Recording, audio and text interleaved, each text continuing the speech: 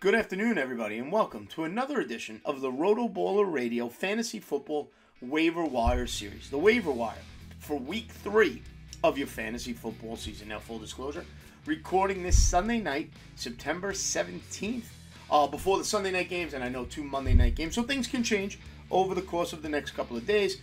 Some injuries, ineffectiveness, player surprise over the next 3 days, but that's why we call this an early look at the waiver wires. We take a look at the Thursday through Sunday matchups and give you a head start on that waiver wire. Injury updates will happen, though, between now and the time that you set that fab or set that waiver wire. Don't forget, head over to RotoBaller.com. Sign up right now for the NFL Premium Pass. Use the promo code ACES. Save at checkout and take advantage of all the great material there at RotoBaller.com, including team sync tools, lineup optimizers, waiver wire reports, trade analysis, you name it. RotoBaller.com has it for you, whether you play season-long DFS or both.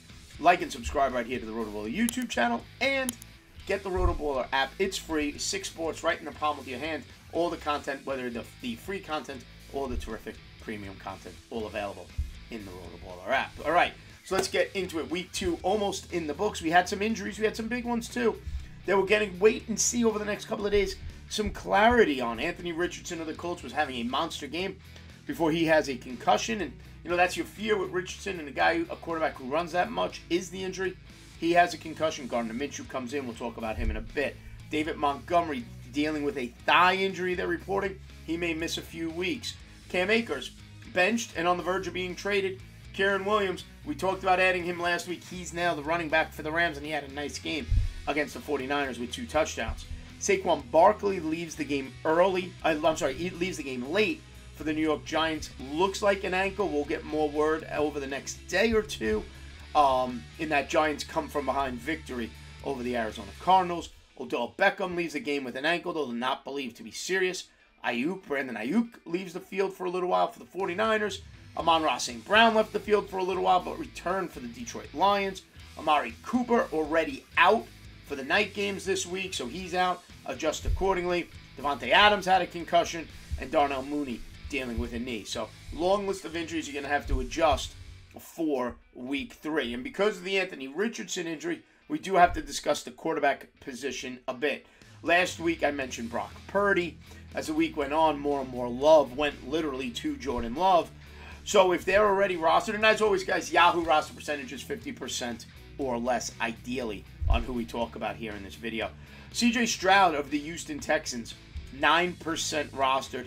Decent matchup next week at the Jacksonville Jaguars. And what's caught my eye about CJ Stroud is Houston's letting him throw the ball. Okay? 91 attempts in the first 2 weeks of his season. And he's now developing a rapport with Nico Collins, who's been fantastic, and Tank Dell, who we mentioned heading into the season, coming off a nice week too. We'll talk about him in a little bit. So see, in 2 games, 91 attempts by C.J. Stroud, 58 completions, 626 yards, and 2 touchdowns.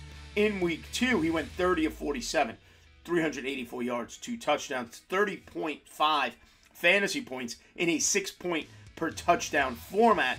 So if you need that quarterback, 9% rostered. Now, don't overbid on a quarterback. No real other injuries to be mindful of. Whoever lost Aaron Rodgers replaced them. Anthony Richardson needs to be backed up potentially if you don't have a backup already on your roster.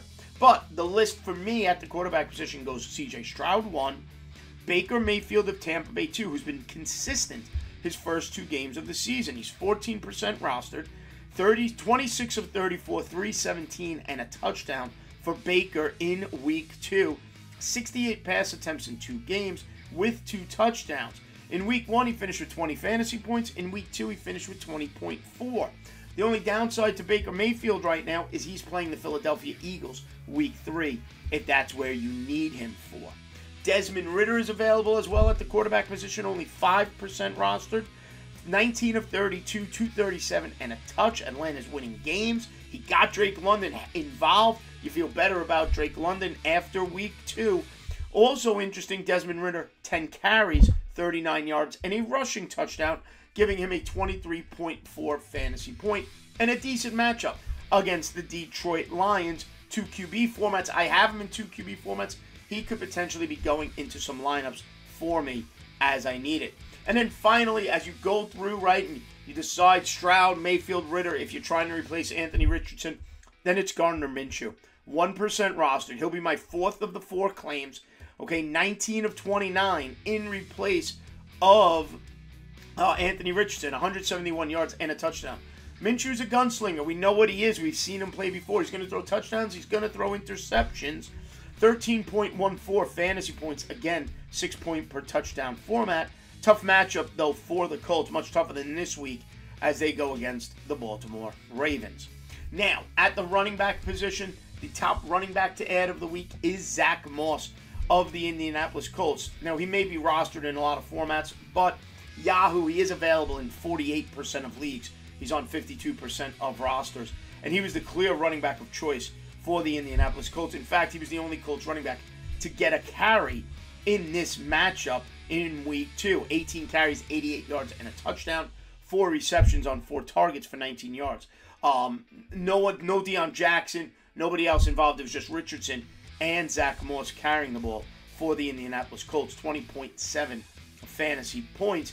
Because of that volume and because he was the lone running back of usage in Indianapolis, he is the top choice at the running back position. Even if I'm not a huge Zach Moss guy, he right now seems to be the guy, okay, as the Colts on the road, like I mentioned earlier, against the Baltimore Ravens in week 3. Number 2, Rashawn Johnson of the Chicago Bears. Deontay Foreman was out, and let's be honest, Khalil Herbert has not been overly effective. Khalil Herbert this week, 7 carries, 35 yards. Johnson goes 4 carries for 32, has 2 receptions for 10 yards. I'm not saying that Khalil Herbert's about to lose his job, but I don't think Rashawn Johnson's workload is going to go down. I just think it's going to increase. He's an add if you have roster room. He is not an add, if your roster is tight, maybe you can't do it. But if you have space at the end of the roster, maybe there's a player, Antonio Gibson, for example. You drafted him in PPR formats, and he's completely uninvolved. Brian Robinson has taken the job in Washington and, quote, pun intended, run with it. Okay, move on from an Antonio Gibson and go to a Rashawn Johnson, whose role should increase as the season goes on. Remember, week 1, he finished with 17.5 fantasy points because he had the touchdown. Week 2, 6.2, and he could be involved again. Week 3 should be involved again in week 3 against the Kansas City Chiefs. And finally, Matt Breida of the New York Giants. Oh, Johnson, by the way, 38% rostered. And then finally, Matt Breida of the Giants, 1% rostered. The must-add if you just lost Saquon Barkley, as you await results of what exactly happened to that ankle. Matt Breida would be the starter for the Giants. Now, keep in mind, the Giants' quick turnaround, they play Thursday night of week 3 against the San Francisco 49ers. And you might say, oh, I'm terrified of that matchup, and I understand why. But we were afraid of the matchup with the Rams, and Kieran Williams had 2 touchdowns, and Puka Nacua, I think, was targeted 20 times for 15 receptions. So the young skill players on that Ram team still put up fantasy points against that 49er defense. Just something to keep in mind. At the wide receiver position, my number 1 wide receiver to add, Houston Texans rookie Tank Dell. Nathaniel Tank Dell. 4% rostered, 10 targets, 7 receptions, 72 yards, and a touchdown. Noah Brown on the injured list. Tank Dell elevated to a starting role, and I don't think he ever looks back. The rookie. This Houston team has built a nice, not necessarily, they're not going to win this year, but you've built an offense now with Tank Dell, with CJ Stroud, okay, and Nico Collins. That combination, that is a young quarterback receiver core that can grow together and build together. And Tank Dell, I drafted him in the 2 dynasty leagues I am in. He's now very close to becoming a starter for me in these formats over guys like Juju Smith-Schuster.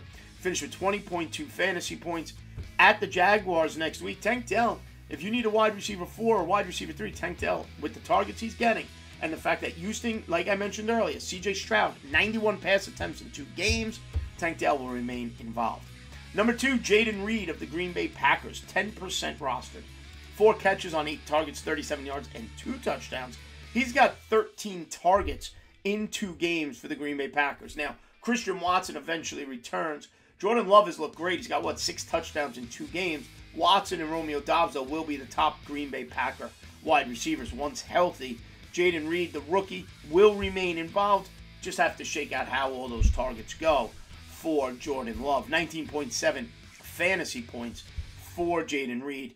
And next week, the Packers go up against the New Orleans Saints. And finally, Tutu Atwell, less than 10%, about 10% rostered.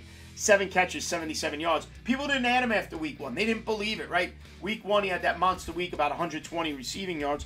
Comes back week 2, 7 on 9 targets, 77 yards, had 5 yards rushing, 15.2 fantasy points at Cincinnati. And with the injuries to the wide receiver position, right? Odell, Ayuk got banged up. Amon-Ra St. Brown got banged up. Amari Cooper's not playing this week. Adams potentially with a concussion. Darnell Mooney potentially with a knee. There's room for wide receivers to be added. Tank Dell, Jaden Reed, and Tutu Atwell lead that charge. And finally, if you need a tight end, the veteran, the whole pro at times, Zach Ertz is floating around. He's available in 90% of leagues. Joshua Dobbs has looked pretty good for the Arizona Cardinals, and Zach Ertz has been one of his favorite targets. He's got 18 targets. 18 in 2 games does Zach Ertz, yet he's only 10% rostered. 6 catches for 56 yards against the Giants in week 2. Arizona goes up against Dallas, and that defense, which has been outstanding. But Zach Ertz has been the safety net, the security blanket for Joshua Dobbs, and can't ignore an average of 9 targets per game. Now, to recap, my top 5 overall ads for week 3 of the fantasy football season. And I'm not listing any quarterbacks here because really it's just Anthony Richardson that needs to be replaced. So again, adjust your top 5 if your needs are slightly different.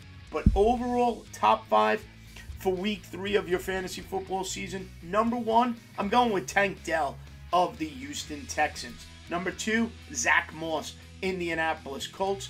Number 3, Jaden Reed of the Green Bay Packers. Number 4, Rashawn Johnson of the Chicago Bears. And number 5, I give a slight edge to Tutu Atwell of the Los Angeles Rams with a little asterisk. We'll call it 5B.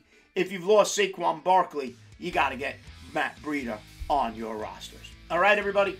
Give me a follow on Twitter at @ANianoFantasy. Make sure you stay right here to RotoBaller's YouTube channel. Like and subscribe and check out all the great content all week long.